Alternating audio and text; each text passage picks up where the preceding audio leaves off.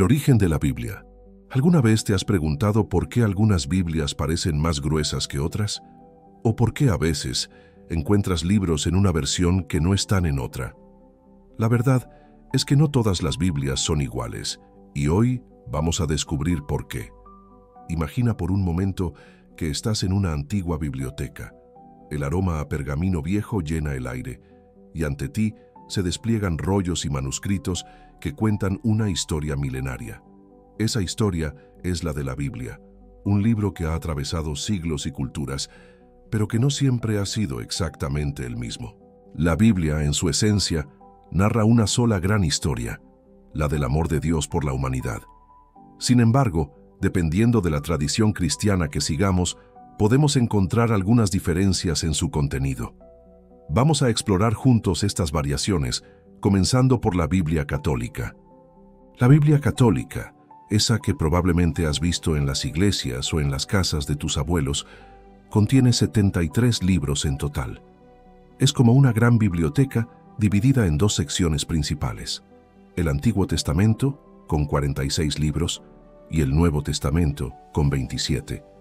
Entre estos libros, hay algunos que quizás no hayas escuchado mencionar mucho: Tobías, Judith, Sabiduría, Eclesiástico, Baruc y los 2 libros de los Macabeos. Estos, junto con algunas partes adicionales en Daniel y Esther, son los llamados libros deuterocanónicos. Pero, ¿por qué la Iglesia Católica incluye estos libros?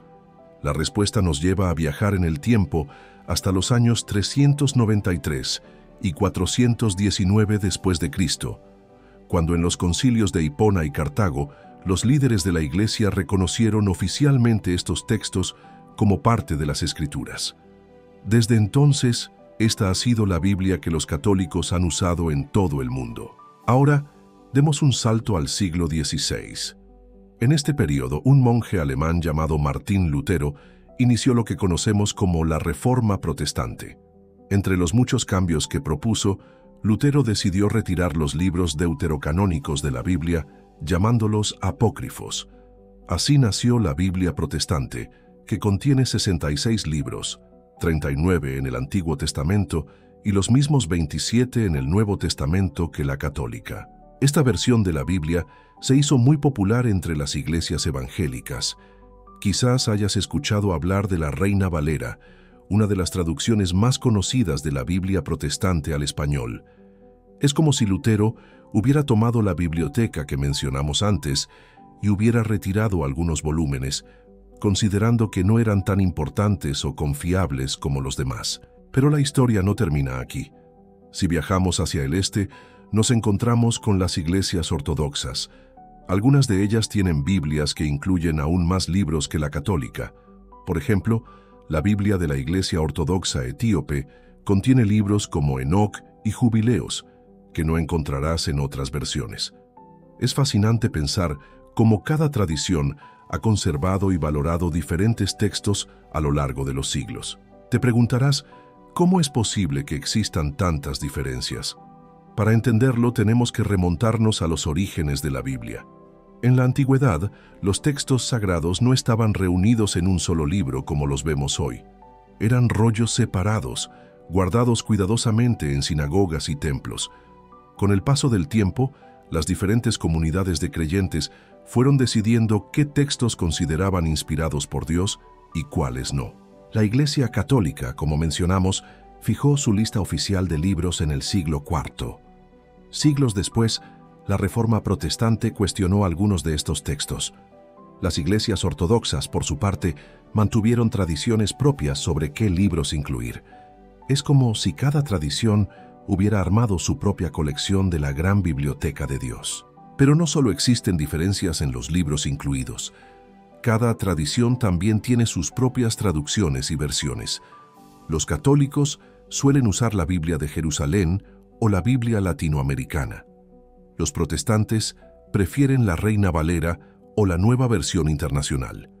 Las iglesias ortodoxas tienen la Septuaginta en griego y diversas traducciones a sus idiomas locales. A pesar de estas diferencias, es importante recordar que todas estas versiones de la Biblia cuentan en esencia la misma historia central, la de un Dios que busca incansablemente al ser humano.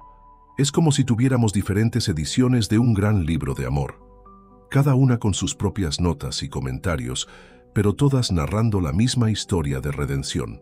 Como católicos, nosotros estudiamos y vivimos la Biblia católica, esa colección completa de 73 libros que ha sido transmitida a través de los siglos.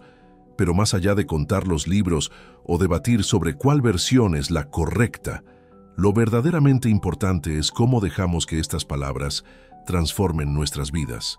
La Biblia no es un libro que simplemente cayó del cielo ya completo. Su historia es fascinante y se extiende por más de 1000 años.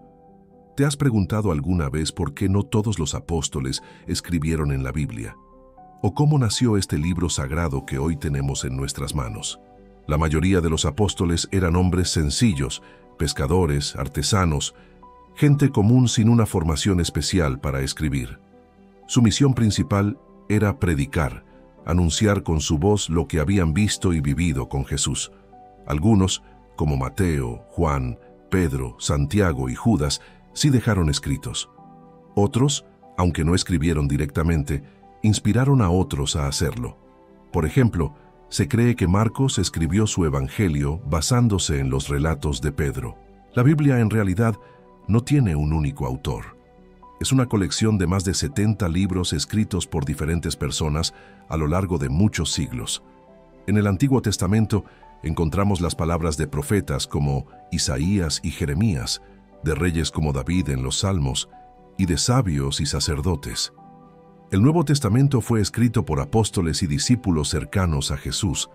En total, más de 40 autores distintos contribuyeron a la Biblia en un periodo de unos 1200 años. En la antigüedad, estos textos no estaban reunidos en un solo libro como los vemos hoy. Eran pergaminos separados que circulaban entre las comunidades de creyentes. El Antiguo Testamento, escrito entre aproximadamente el 1200 a.C. y el 100 a.C., estaba originalmente en hebreo y arameo. Luego fue traducido al griego en la famosa Septuaginta, una versión que usaron tanto judíos como los primeros cristianos. El Nuevo Testamento, por su parte, fue escrito entre el año 50 después de Cristo y el 100 después de Cristo. Los evangelios, las cartas de Pablo y otros apóstoles, los Hechos de los Apóstoles y el Apocalipsis circulaban por separado. Cada iglesia local tenía algunas de estas escrituras, pero no todas juntas como las tenemos hoy.